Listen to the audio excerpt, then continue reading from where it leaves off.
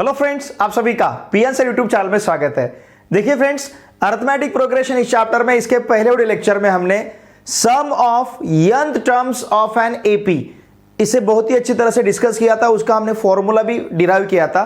साथ में practice set 3.3 के हर एक क्वेश्चन के सॉल्यूशन को भी हमने बहुत ही अच्छी तरह से डिस्कस किया है। इस वीडियो लेक्चर में हम अरिथमेटिक प्रोग्रेशन का एप्लीकेशन, मतलब जो वर्ड प्रॉब्लम्स है प्रैक्टिस सेट 3.4 में, हर एक वर्ड प्रॉब्लम के सॉल्यूशन को हम यहां पे बहुत ही अच्छी तरह से डिस्कस करेंगे। देखिए फ्रेंड्स, ये प्रैक्टिस सेट 3.4 के सभी क्वेश्चन जो है ये एप्लीकेशन ऑफ अरिथमेटिक प्रोग्रेशन है। ओके, देखिए पहला जो वर्ड प्रॉब्लम हमें यहां पे दिया है, वर्ड मतलब शाब्दिक उदाहरण जो हमें दिया है, ये है on 1 January 2016 Sanika decides to save ₹10, ₹11 on second day, ₹12 on third day. If she decides to save like this, then on 31st December 2016, what would be her savings? पहले हम इस प्रॉब्लम को समझ लेते हैं। सानिका देखिए क्या कर रही है, जनवरी के फर्स्ट तारीख को वो रुपीस कितने सेव कर रही है, ₹10।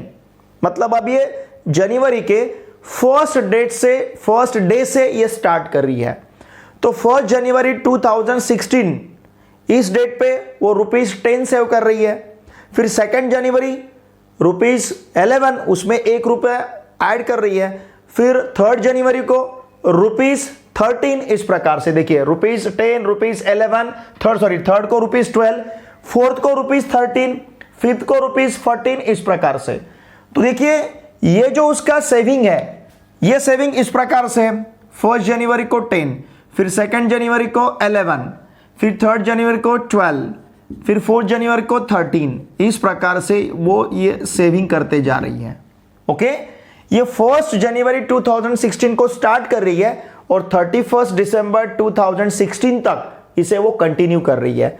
अब अगर हम इसे देखते देखिए 10, फिर उसके बाद 11, फिर उसके बाद 12, फिर उसके बाद 13, ये इंक्रीजिंग टाइप है नंबर का, और ये सम यहां पे रूल भी ये फॉलो कर रहा है 10, 11, 12, 13। तो इसे हम कह सकते हैं sequence. Now it is a sequence. Okay, अब देखिए ये सीक्वेंस अरिथमेटिक प्रोग्रेशन हो सकता है क्या? यहां पे सपोज अगर हमने 11 - 10 लिया, या फिर 12 - 11 लिया, या फिर 13 - 12 लिया, तो इन सभी का डिफरेंस हमें यहां पे 1 मिल रहा है। तो इसे हम कह सकते हैं it is an arithmetic progression. ये जो सीक्वेंस है, इस सीक्वेंस को हम अरिथमेटिक प्रोग्रेशन कह सकते हैं। इस अरिथमेटिक प्रोग्रेशन का फर्स्ट टर्म 10 है और इसका कॉमन डिफरेंस देखिए यहां पे हमें 1 मिल रहा है। ओके, अब ये कहां तक कंटिन्यू कर रही है? ये 1 जनवरी से 31 दिसंबर 2016 तक, मतलब ये पूरे साल कंटिन्यू कर रही है। वैसे तो एक साल में टोटल 365 डेज रहते हैं।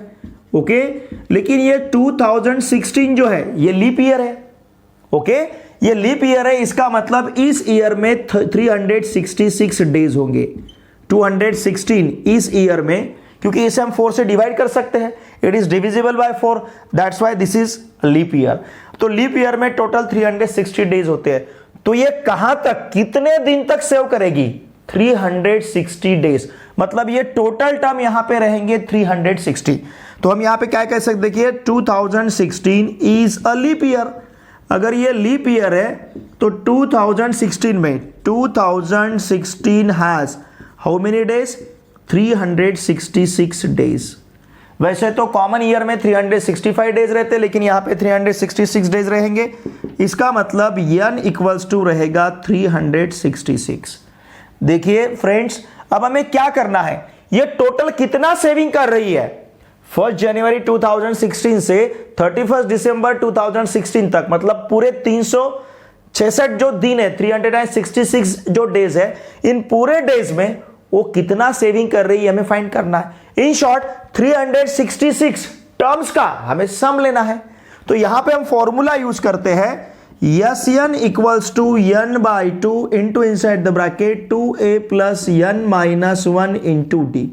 ये फॉर्मूला हम क्यों ले सकते हैं? Because we have to find the sum of first 366 terms, क्योंकि 366 डेज है तो मतलब 366 टर्म्स रहेंगे। ठीक है, तो यहां पे हमें n इक्वल्स टू 366 सब्स्टिट्यूट करना है, तो ये रहेगा यस सफिक्स 366, फिर ये 366 अपॉन 2 रहेगा, फिर 2 इंटू ए का वैल्यू हमारे पास कितना है, a is 10 first term, plus n का वैल्यू 366 है, 366 माइनस 1, और यहां पे d का वैल्यू 1 है। देखिए बस सिंपली इसे अब हमें सॉल्व करना है। इसका सॉल्यूशन जो रहेगा, इसका आंसर जो रहेगा, that is our answer of this problem. ठीक है, अब देखिए 366 को, नाउ यस सफिक्स 366, इस 366 को अगर हम 2 से डिवाइड करते हैं, देखिए 2 1 जा 2, तो यहां पे 1 बचेगा, मतलब 16 हो गए, 2 8 जा 16, फिर यहां पे 6 है, इस 6 को 2 से डिवाइड करते हैं तो 2 3 जा 6, ये 183 मिलेगा। अब ब्रैकेट में देखिए क्या रहेगा, 2 into 10 it will be 20, plus 366 minus 1 365 into 1 it will be 365।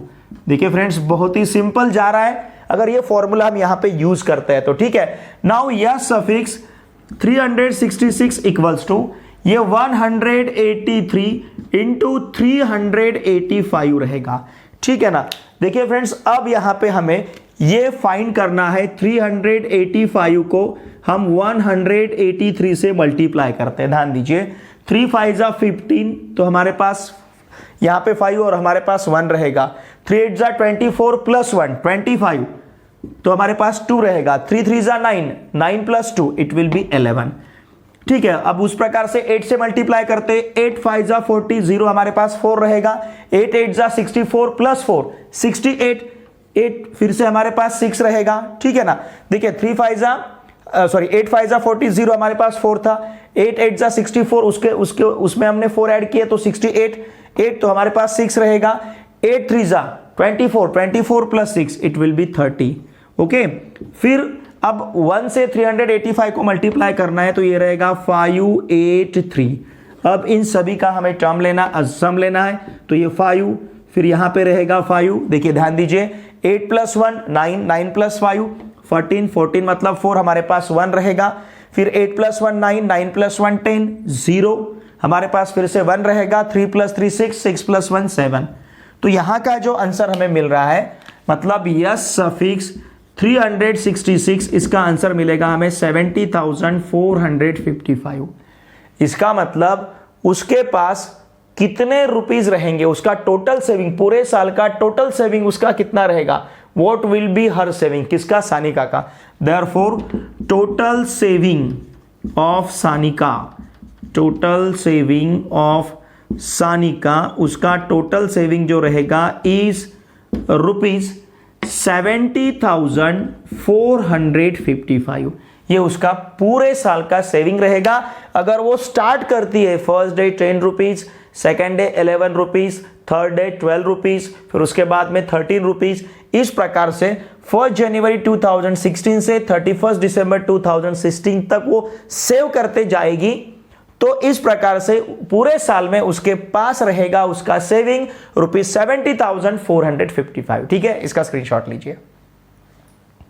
Question number 2 is a man borrows rupees 8,000 and agrees to repay with total interest of rupees 1,360 in 12 monthly installments, each installment being less than the preceding one by rupees 40.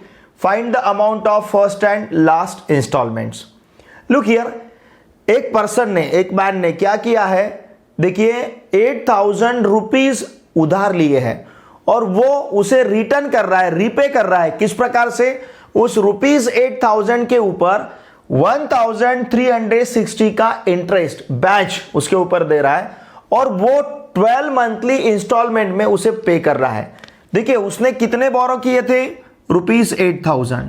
Okay, और इसमें वो कितने add कर रहा है, rupees 1,360।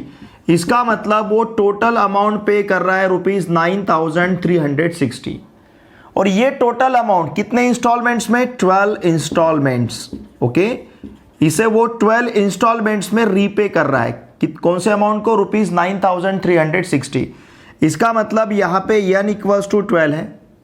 Okay, और जितना amount वो पे कर रहा है ठीक है ना, जितना अमाउंट वो रीपे कर रहा है, अमाउंट कितना रीपे कर रहा है 9360। इसका मतलब हमारे पास यस मतलब यस 12 ये टोटल अमाउंट यहां पे दे रहा है 9360 का। ठीक है, अगर ऐसा है तो हमें क्या क्या फाइंड करना है और कितने 12 मंथली इंस्टॉलमेंट्स में क्या क्या फाइंड करना है ईच, और हमें क्या दिया है each instalment being less than the preceding 1 by ₹40। इसका मतलब यहां का जो डी है, डी इज हमारे पास है -40। ठीक है ना, ये प्रीसीडिंग 1 लेस देन है, each instalment being less than the preceding 1। इसका मतलब यहां पे जो कॉमन डिफरेंस डी रहेगा ये -40, डिक्रीजिंग ऑर्डर में है तो डी इक्वल्स टू यहां पे हम कंसीडर करेंगे -40। ठीक है, अब देखिए यहां हमें क्या फाइंड करना है, फर्स्ट इंस्टॉलमेंट मतलब T1 फाइंड करना है, जिसे हम ए कहते हैं, इसे हमें फाइंड करना है। साथ में हमें T12 लास्ट वाला इंस्टॉलमेंट, तो ये भी हमें यहां पे फाइंड करना है। हमें यहां फाइंड करना है T1 मतलब ए, और T12 हमें यहां पे फाइंड करना है। ठीक है, अब देखिए हमारे पास SN का फॉर्मूला है, SN equals to n/2 into inside the bracket 2a plus n-1 into d. ठीक है ना, इस यहां पे देखिए हम n का वैल्यू यहां पे सब्स्टिट्यूट कर सकते हैं 12, और d का वैल्यू हमारे पास रहेगा -40। फिर SN मतलब S12 इसका यहां पे वैल्यू हम सब्स्टिट्यूट करेंगे 9360। तो देखिए अब ये प्रॉब्लम किस प्रकार से मिलेगा, सॉरी ये फॉर्मूला किस प्रकार से बनेगा, S12 equals to 12/2 into inside the bracket, ध्यान दीजिए 2a प्लस यहां पे रहेगा 12-1 इंटू डी का वैल्यू रहेगा -40। ठीक है, इसका मतलब अब S12 का वैल्यू हमारे पास है 9360 equals to 12/2 it is 6 into inside the bracket 2a plus 11 into -40 रहेगा। ठीक है, अब ये 9360 को हम डिवाइड कर सकते हैं 6 से। Now this is equals to क्या बचेगा यहाँ पे ट्वाइस a, ये प्लस इंटू माइनस माइनस हो जाएगा, 11 इंटू 40 इट विल बी 440। 11 से 4 को मल्टीप्लाई करेंगे 44, ऊपर का ये 0 रहेगा। अब देखिए इस 6 से अगर डिवाइड करते हैं हम इसे तो 6 1 जा 6, ओके, हमारे पास यहाँ पे 3 बचेगा मतलब 33 हो जाएगा। 6 5 जा 30, फिर हमारे पास 3 बचेगा तो ये 36 होगा। 6 6 जा 36, तो ये 6 और यहाँ पे रहेगा ये ऊपर का 0, 5160। अब ये इक्वल्स टू कितना है, ट्वाइस a माइनस 440, इसे इधर ट्रांसफर कर देते हैं तो 1560 प्लस 440 इक्वल्स टू रहेगा हमारे पास 2a। इसका मतलब ये मिलेगा, देखिए ये 1560 में 440 को अगर ऐड करते हैं तो यहां पे मिलेगा हमें 2000। ठीक है ना, 2000 हो जाएगा। 2000 इक्वल्स टू ट्वाइस a, इसका मतलब 2000/2 इक्वल्स टू a, मतलब a इक्वल्स टू रहेगा 1000। ये होगा यहाँ का फर्स्ट इंस्टॉलमेंट, a का वैल्यू 1000। अब हमें T12 फाइंड करना है, तो देखिए हमारे पास Tn का फॉर्मूला है Tn equals to a plus n-1 into d. Okay, अब यहाँ पे n का वैल्यू हमें सब्स्टिट्यूट करना है 12, a का वैल्यू हमारे पास है 1000, फिर d का वैल्यू हमारे पास है -40। तो देखिए ये मिलेगा T12 इक्वल्स टू a का वैल्यू है 1000, ओके, प्लस 12-1 इंटू डी का वैल्यू है -40। इसका मतलब T12 इक्वल्स टू 1000, ध्यान दीजिए, प्लस 11 इंटू -40, इसका मतलब T12 इक्वल्स टू 1000 माइनस 440, इसका मतलब T12 इक्वल्स टू रहेगा यहाँ पे 560। ठीक है ना, ये T12 का वैल्यू, T12 इज 560। हमें क्या क्या फाइंड करना था, the amount of first and last instalment. Therefore हम यहाँ पे लिखेंगे द अमाउंट ऑफ, ध्यान दीजिए, the amount of first and last instalment, the amount of first and last instalment is ₹560। ठीक है, फर्स्ट इंस्टॉलमेंट लिखना है पहले हमें, तो फर्स्ट इंस्टॉलमेंट ₹1000 रहेगा और लास्ट इंस्टॉलमेंट एंड ₹560 रिस्पेक्टिवली। ठीक है, तो इस प्रकार से फर्स्ट और लास्ट इंस्टॉलमेंट का ये यहाँ पे अमाउंट रहेगा। ठीक है, इसका स्क्रीनशॉट लीजिए। Number 3, Sachin invested rupees 5,000 in the first year, rupees 7,000 in the second year, rupees 9,000 in the third year, and so on in National Savings Certificate Scheme. How much amount did he invest in 12 years? देखिए सचिन क्या कर रहा है, पहले साल देखिए, पहले साल वो कितने इन्वेस्ट कर रहा है 5,000, ठीक है, फिर उसके बाद में 7,000, फिर उसके बाद में है 9,000, इस प्रकार से वो इन्वेस्ट करते जा रहा है। तो ये जो सीक्वेंस है देखिए, यहाँ पे अगर हमने कॉमन डिफरेंस डी देखा तो 7,000 में से अगर 5,000 को माइनस किया, या फिर 9,000 में से अगर हमने 7,000 को माइनस किया, तो यहाँ पे ये मिल रहा है हमें 2,000 कांस्टेंट मिल रहा है। तो हम क्या कह सकते हैं, इट इज एन एपी, ये एपी है विथ कॉमन डिफरेंस जिसे हम डी कहते हैं। डी का वैल्यू यहाँ पे रहेगा 2,000 और यहाँ जो फर्स्ट टर्म है इसका वैल्यू रहेगा 5,000। डी का वैल्यू 2,000 और ए का वैल्यू कितना है 5,000। अब हमें क्या फाइंड करना है 12 ईयर्स का। 12 ईयर्स में मतलब फर्स्ट ईयर वो 5,000 इन्वेस्ट कर रहा है, सेकंड ईयर वो 7,000 इन्वेस्ट कर रहा है, थर्ड ईयर वो 9,000 इन्वेस्ट कर रहा है, फोर्थ ईयर वो 11,000 इन्वेस्ट करेगा। ऐसे 12 ईयर्स में जो अमाउंट उसके पास जमा हो रहा है, how much amount did he invest in 12 years, वो 12 ईयर्स में कितना अमाउंट इन्वेस्ट कर रहा है ये हमें फाइंड करना है। मतलब यहां पे हमें n इक्वल्स टू 12 लेके Sn फाइंड करना है। Sn का फॉर्मूला है n/2 twice a plus n-1 into d, ठीक है। अब यहाँ पे S12 इक्वल्स टू रहेगा 12/2 into inside the bracket 2 into a is 5,000 plus n का वैल्यू देखिए कितना है, n इज 12 - 1 इंटू डी का वैल्यू हमारे पास है 2,000, ठीक है ना। इसका मतलब S12 इक्वल्स टू रहेगा 6 इंटू इनसाइड द ब्रैकेट, चाहे तो यहां से 2 को हम बाहर ले सकते हैं, ठीक है, या फिर 2 into 5,000 it will be 10,000। Okay, now 11 into 2,000, इसका मतलब S12 इक्वल्स टू रहेगा 6 इंटू 10,000 प्लस ये 11 इंटू 2,000 इट विल बी, देखिए 11 से 2 को मल्टीप्लाई करेंगे तो 22 और ऊपर के 000 मतलब ये 22,000 रहेगा, ठीक है। तो इसका मतलब ध्यान दीजिए, देयरफॉर S12 इक्वल्स टू क्या मिलेगा हमें, ये 6 into 10,000 into 22,000 it will be 32,000। 32,000 को हमें 6 से मल्टीप्लाई करना है, बहुत ही ईजी है। 6 से 2 को मल्टीप्लाई करेंगे, 6 2 ज़ा 12, 2 हमारे पास 1 रहेगा, 6 3 ज़ा 18 प्लस 1 ये होगा 19, ओके, और ऊपर के ये 000, इसका मतलब ये अमाउंट बनेगा 1,92,000 12 ईयर्स में, ठीक है। तो हमें क्वेश्चन क्या पूछा गया, how much amount did he invest in 12 years, therefore Sachin invested, हम क्या कहेंगे, सचिन इन्वेस्टेड रुपीज 1,92,000 इतना amount in how many years, in 12 years. तो 12 ईयर्स में सचिन कितना अमाउंट इन्वेस्ट कर रहा है ये हमें फाइंड करना था। तो सचिन 12 ईयर्स में कितना अमाउंट इन्वेस्ट करेगा, रुपीज 1,92,000, ठीक है। मतलब यहां पे हमें सिर्फ S12 ये पूरे जो टर्म्स हैं, ये 12 ईयर्स के जो टर्म्स है उसका यहां पे हमें सम फाइंड करना था। देखिए फ्रेंड्स, ये पूरे आपके अर्थमेटिक प्रोग्रेशन इस चैप्टर में फ्रीक्वेंटली हम सिर्फ 2 ही फॉर्मूले यूज कर रहे हैं, और 2 ही फॉर्मूले इस पूरे चैप्टर में, एक Tn का फॉर्मूला और एक Sn का formula, n term of AP का फॉर्मूला और sum of n terms of AP का फॉर्मूला, ठीक है। इसका स्क्रीनशॉट लीजिए। Question number 4 is, there is an auditorium with 27 rows of seats. There are 20 seats in the first row, 22 seats in the second row, 24 seats in the third row, and so on. Find the number of seats in the 15th row and also the total number of seats in the auditorium. देखिए friends, auditorium जो है, जो सभागृह है, उसमें total 27 रोज है seats के, okay.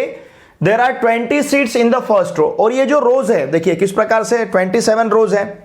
Suppose ये 27 ऐसे रोज है, यहाँ पे 1 2 3 4 5 6 ऐसे 27 रोज है। तो फर्स्ट रो में 20 सीट्स हैं, फिर सेकेंड रो में यहाँ पे कितने सीट्स दिए हमें, 22 सीट्स हैं, फिर थर्ड रो में 24 सीट्स हैं, फिर उसके बाद में 26 रहेंगे, एंड सो ऑन, ऐसा कहा गया है।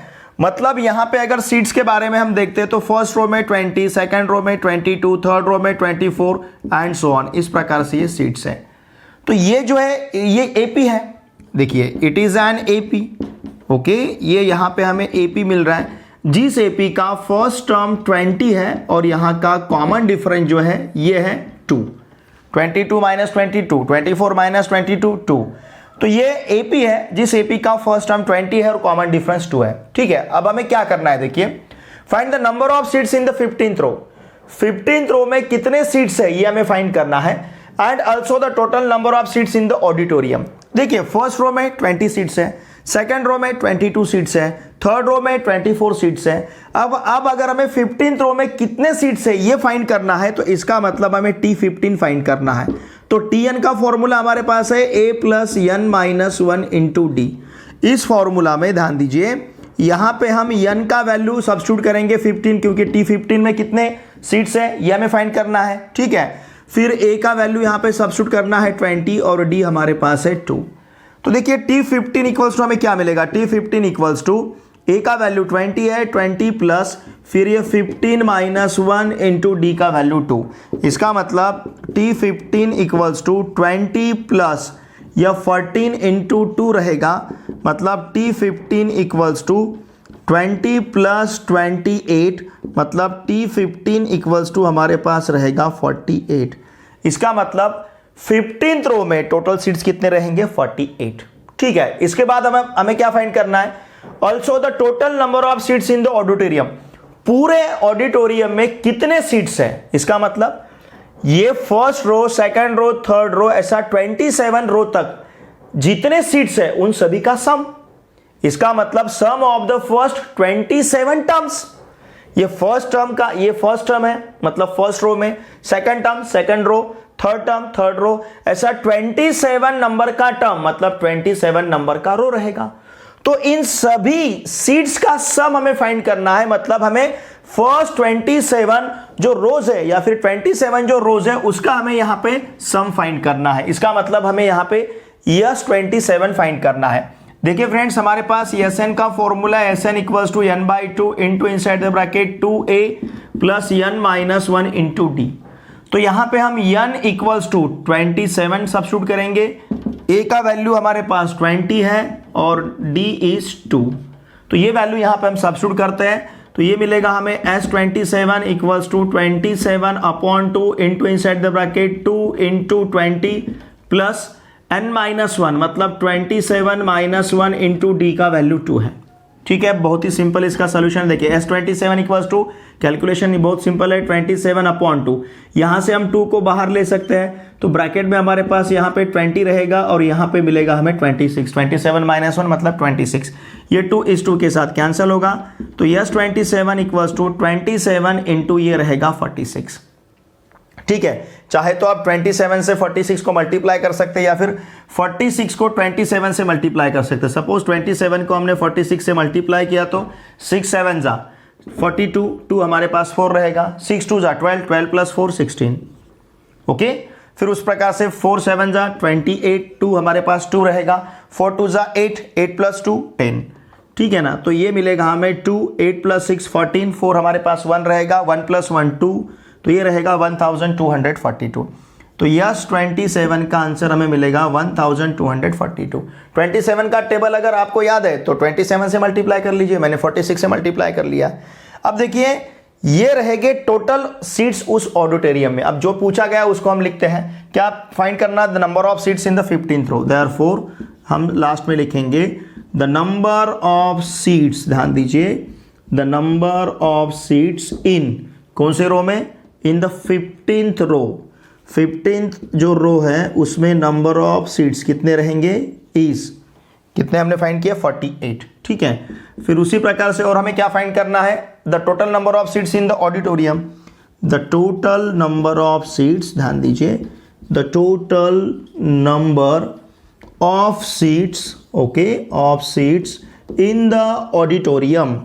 उस ऑडिटोरियम जो टोटल नंबर ऑफ सीट्स है वो भी हमें यहाँ पे फाइंड करने हैं, इज कितने रहेंगे, ये टोटल सीट्स रहेंगे 1242।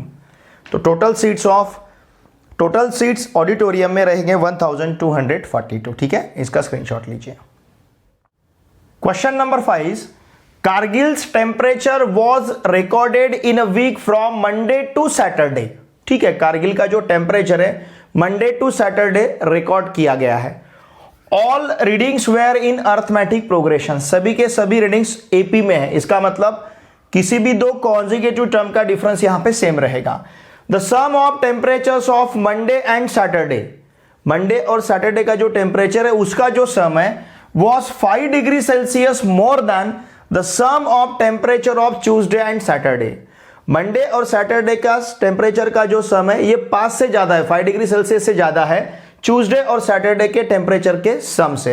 If temperature of Wednesday was -30 degree Celsius then find the temperature of the other 5 days.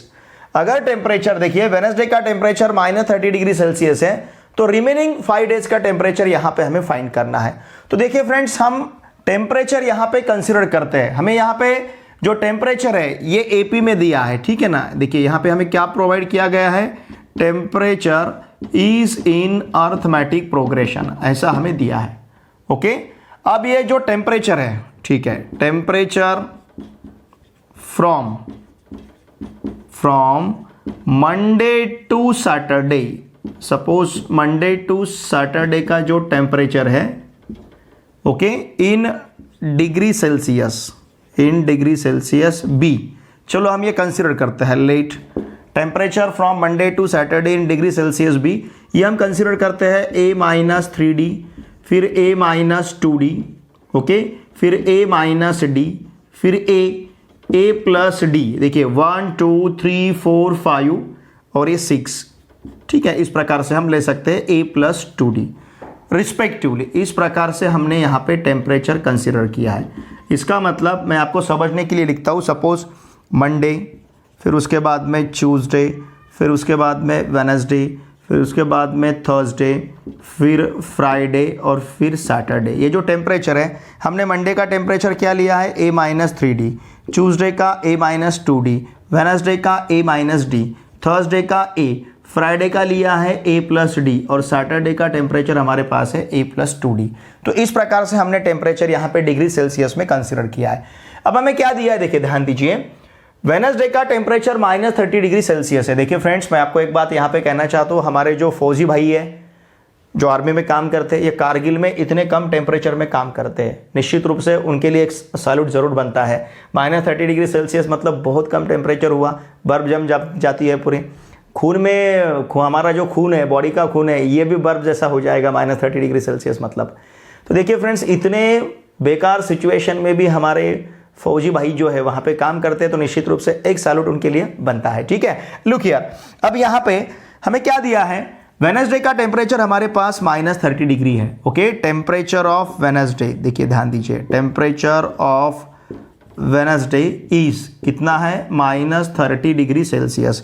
इसका मतलब ये जो A-D है, हमने वेडनेसडे का टेम्परेचर A-D लिया है, तो A-D का वैल्यू हम ले सकते हैं -30 डिग्री सेल्सियस। मैं इसको -30 ही लिखता हूँ, ठीक है, डिग्री सेल्सियस लिखने की जरूरत नहीं है। चलिए इसे कहते हैं हम फर्स्ट। फिर उसके बाद हमें देखिए क्या कंडीशन दिया है, फ्रॉम गिवन कंडीशन।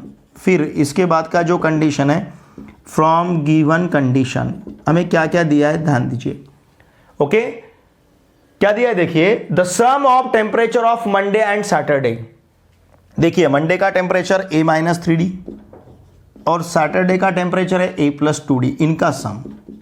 ओके, क्या दिया है, देखिए क्या दिया है, the sum of temperature of Monday and Saturday was 5 degree Celsius more, 5 से ज्यादा, plus 5 degree Celsius more than sum of temperature of Tuesday and Saturday, Tuesday और सैटरडे के टेम्परेचर का सम।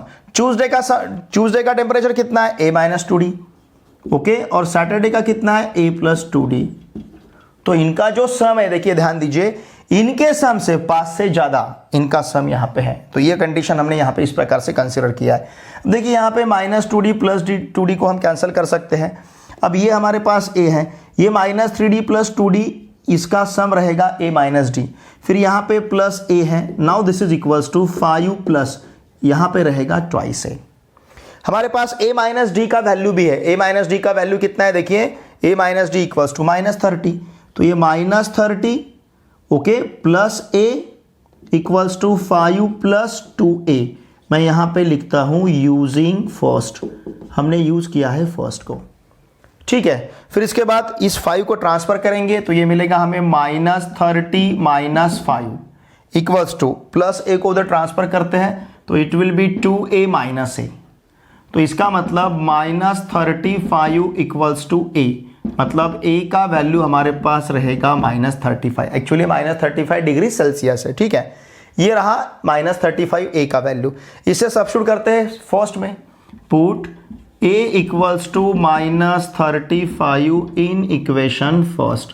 इसे अगर हमने इक्वेशन फर्स्ट में सब्स्टिट्यूट किया तो क्या मिलेगा, देखिए -35 माइनस d इक्वल्स टू -30। यहाँ पे हमने a का वैल्यू सब्स्टिट्यूट किया है -35। उस -30 को अगर ट्रांसफर करेंगे तो +30 होगा, -d को राइट हैंड साइड में ट्रांसफर करेंगे तो +d हो जाएगा। तो -35 + 30 मतलब -5 इक्वल्स टू d।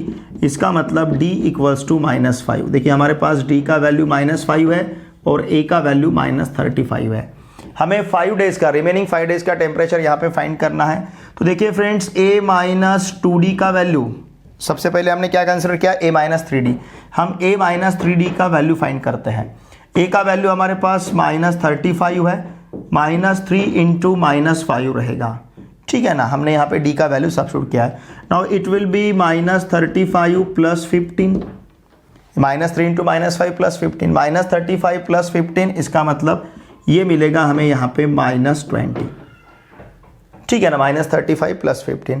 फिर a - 2d फाइंड करना है।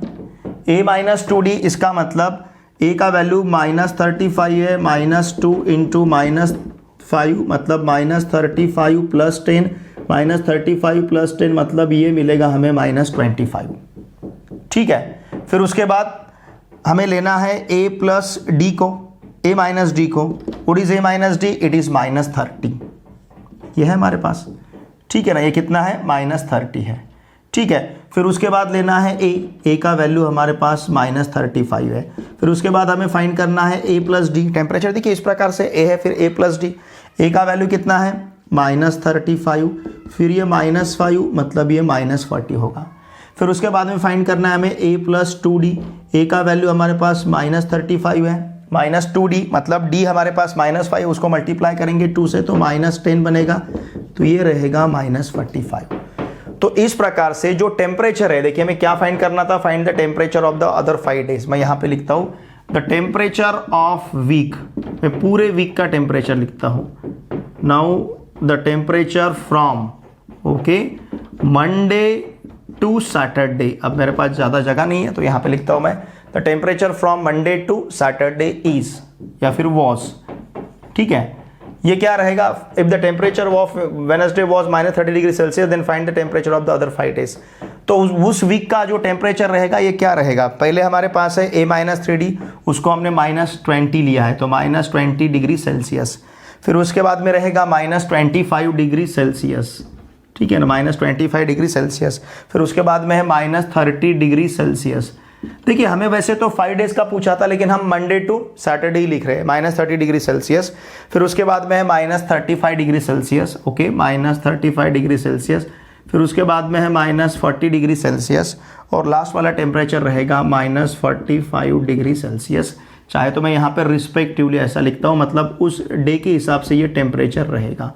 तो इस प्रकार से देखिए temperature from Monday to Saturday -20 degree Celsius, -25 degree Celsius, -30 degree Celsius, -35 degree Celsius, -40 degree Celsius और -45 डिग्री सेल्सियस। तो इस प्रकार से उस पूरे वीक का फ्रॉम मंडे टू सैटरडे का टेम्परेचर का वहां का रिकॉर्ड रहेगा, ठीक है। इसका स्क्रीनशॉट।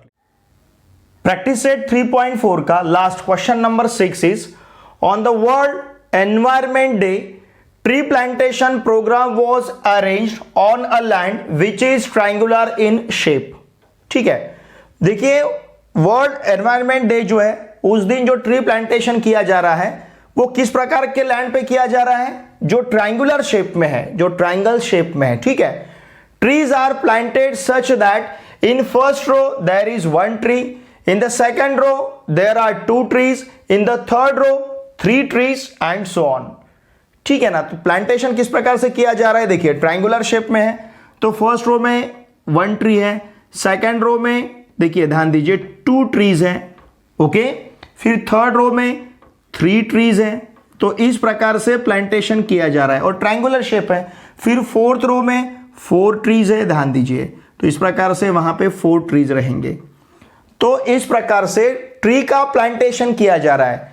ये फर्स्ट रो में 1 ट्री है, सेकंड रो में 2 ट्रीज है, थर्ड रो में 3 ट्रीज है, फोर्थ रो में 4 ट्रीज है। तो ऐसे कितने रोज है? ऐसे 25 रोज है एंड सो ऑन।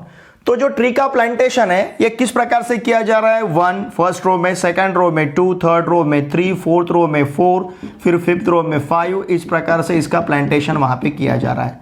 ये तो एपी है, okay, it is an AP. ये अर्थमेटिक प्रोग्रेशन है जिसका फर्स्ट टर्म हमारे पास 1 है और इसका कॉमन डिफरेंस भी हमें 1 ही मिलेगा। ठीक है, ऐसा है। तो अब हमें क्या फाइंड करना है?